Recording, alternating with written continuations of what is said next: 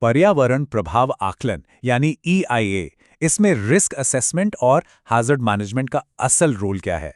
आज हम इसी का एक डीप डाइव विश्लेषण करने वाले हैं। नैबेट की गाइडलाइंस के तहत ये कोई मामूली कागजी खाना पूर्ति नहीं है, बल्कि पूरी की पूरी इंडस्ट्रियल सेफ्टी की रीढ़ है। तो चलिए बिना किसी देरी के सीधे मुद्दे पर आते हैं और समझते हैं कि जिंदगियां बचाने वाला ये पूरा सिस्टम असल में काम कैसे करता है। अब जरा सोचिए, जब तेजी से होते औद्योगिक विकास का सामना अचानक किसी बड़े खतरे से हो जाए, तो अंजाम क्या होगा? यही वो सबसे बड़ा सवाल है जिस पर इंडस्ट्रियल रिस्क असेसमेंट की पूरी नींव टिकी है। क्योंकि देखिए, अगर सही सुरक्षा उपाय ना हो, तो कोई भी बड़ी से बड़ी तरक्की पलक झपकते ही भयंकर तबाही में बदल सकती है। तो इसका असल मकसद क्या है? इसका मूल उद्देश्य एकदम क्रिस्टल क्लियर है। इसे बस एक मिशन स्टेटमेंट मान लीजिए। बात सिर्फ नियमों पर टिक लगाने की नहीं है। मेन फोकस इस बात पे है कि किसी भी इंडस्ट्रियल प्रोजेक्ट में छुपे खतरों को पहले ही पहचाना जाए और उन्हें मैनेज किया जाए।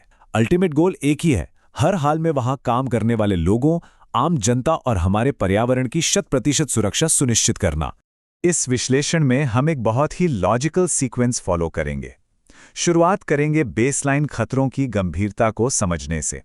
उसके बाद हम देखेंगे कि रिस्क असेसमेंट एक्सपर्ट की क्या भूमिका होती है, खतरों की पहचान कैसे होती है, उनके प्रभाव को कैसे कम किया जाता है, और अंत में क्वालिटी, ऑडिट और कंप्लायंस का क्या रोल है। चलिए सबसे पहले हिस्से पर आते हैं, बेसलाइन वल्नरेबिलिटीज यानी जमीनी स्तर के खतरे। कोई भी प्रोजेक्ट शुरू होने या जमीन पर एक ईंट भी रखे जाने से पहले यह समझना बहुत जरूरी है कि दांव पर क्या-क्या लगा है।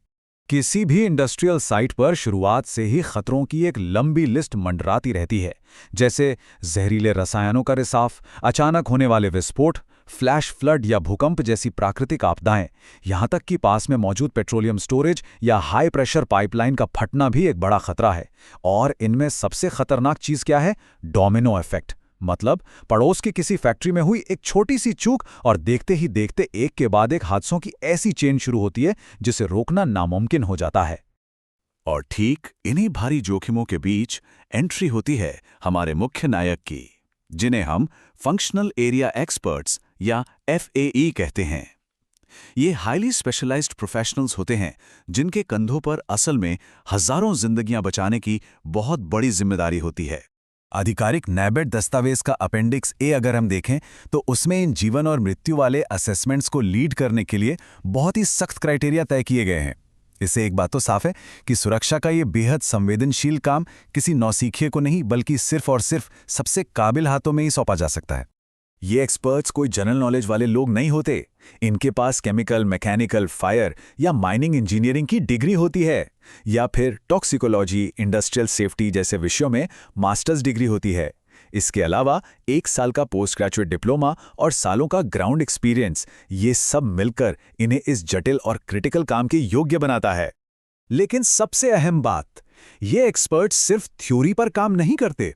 ये एक तरह से गणित और विज्ञान का इस्तेमाल करके भविष्य की घटनाओं को प्रिडिक्ट करते हैं। खतरनाक पदार्थों को पहचानने के साथ साथ PS, SHT, माइक्रोसॉफ्ट, सेफ्टी या अलोहा जैसे एडवांस्ड कंसीक्वेंस मॉडलिंग सॉफ्टवेयर में इनकी गजब की महारत होती है, जिससे ये किसी भी संभावित तबाही का बिल्कुल सटीक ब्लूप्रिंट तैयार कर लेते हैं।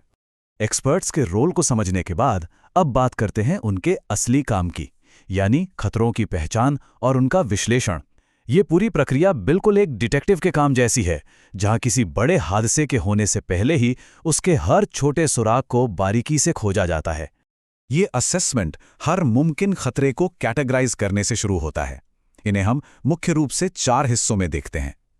पहला, केमिकल, जैसे जहरीले या ज्वलनशील पदार्थ। दूसरा, फिजिकल, जिसमें विस्फोट या रेडिएशन शामिल है। तीसरा, नेचुरल, यानी भूकंप या बाढ़ जैसी आपदाएं। और चौथा है सिक्योरिटी से जुड़े खतरे, जैसे कोई बाहरी तोड़फोड़ या फिर बिजली और यूटिलिटीज का अचानक फेल हो जाना। इस जासूसी का सबसे पहला और बुनियादी कदम है हैजर्ड यानी हैजर्ड आइडेंटिफिकेशन। इसे साइट की एक मास्टर इन्वेंट्री समझ लीजिए। साइट पर जो कुछ भी गलत हो सकता है उसकी एक पूरी लिस्ट तैयार की जाती है और हर खतरे को उसकी इंटेंसिटी के हिसाब से एक प्रायोरिटी दी जाती है। कुल मिलाकर ये इस सवाल का जवाब है कि आखिर यहाँ क्या-क्या गलत हो सकता है। अब अगर हैजर्ड ये बताता है कि क्या गलत हो सकता है, तो हैजॉप यानी हैज़र्ड एंड ऑपरेबिलिटी स्टडी ये पता लगाता है कि मशीनरी और रोज़मर्रा के ऑपरेशंस में वो खतरा कैसे ट्रिगर हो सकता है। ये प्लांट के हर एक हिस्से का, हर एक नोड का बहुत ही डीप एनालिसिस है। प्रेशर, टेम्परेचर या फ्लो में होने वाले उन बारीक बदलावों को पकड़ा जाता है जो आगे चलकर किसी भयानक हादसे की वजह बन सकते हैं। और यहीं पर वो एडवांस सॉफ्टवेयर्स अपना असली कमाल दिखाते हैं। QRA यानी क्वांटिटेटिव रिस्क असेसमेंट के जरिए उन सभी थ्योरेटिकल खतरों को असल मेजरेबल जोन में बदल दिया जाता है। सोचिए, इसके जरिए जहरीले धुएं के फैलने की सटीक दूरी, आग की हीट का दायरा और ब्लास्ट का रेडियस सब कुछ बिल्कुल सटीकता से कैलकुलेट किया जाता है। इस पूरे असेसमेंट का जो सबसे खौफनाक लेकिन सबसे जरूरी हिस्सा है वो है MCAC यानी मैक्सिमम क्रेडिबल एक्सीडेंट सिनेरियो। आसान भाषा में कहें तो ये सबसे बुरे हालात की कल्पना है, जैसे मान लीजिए साइट पर मौजूद सबसे बड़े केमिकल टैंक का पूरी तरह से फट जाना।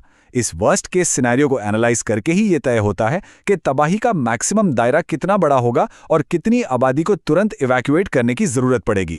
तो अगर हम इस पूरे लॉजिकल फ्लो को देखें, ये बेसलाइन खतरों को समझने से शुरू होता है, फिर हाजिड और हाजॉब के जरिए खतरों की पहचान होती है, इसके बाद एलोहा या फास्ट जैसे सॉफ्टवेयर से कॉन्सिक्वेंस मॉडलिंग की जाती है और अंत में सबसे बुरे हादसे यानी मैक्सिमम क्रेडिबल सिनेरियो की मैपिंग होती है, स्टेप बाय स्टेप, पूरी तरह साइंटिफिक।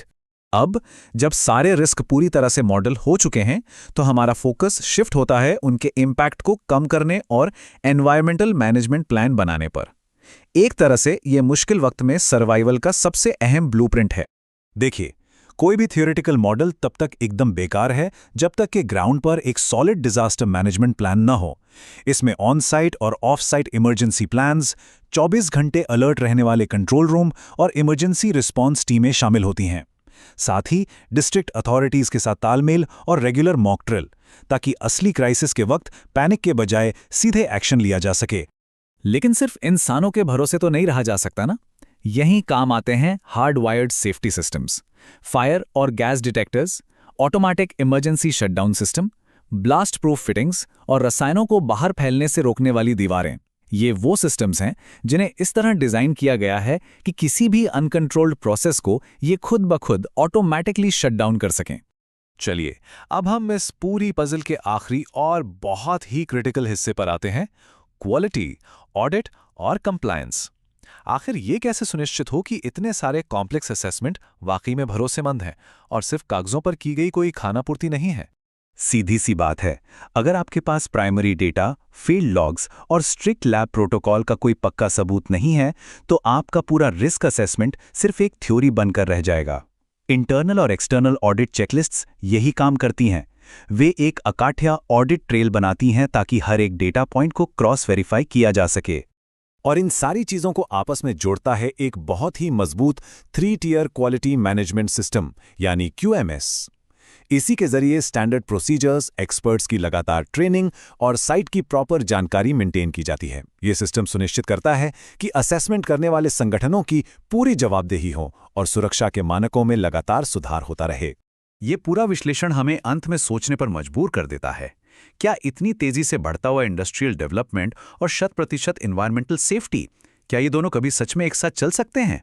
वैसे देखा जाए तो मानव प्रगति और हमारी सुरक्षा के बीच तालमेल बिठाने में रिस्क असेसमेंट का ये सख्त और साइंटिफिक ढांचा ही हमारी सबसे बड़ी और सबसे मजबूत उम्मीद है। इस एक्सप्लेनर में हमारे साथ जुड़ने के लिए बहुत बहुत धन्यवाद।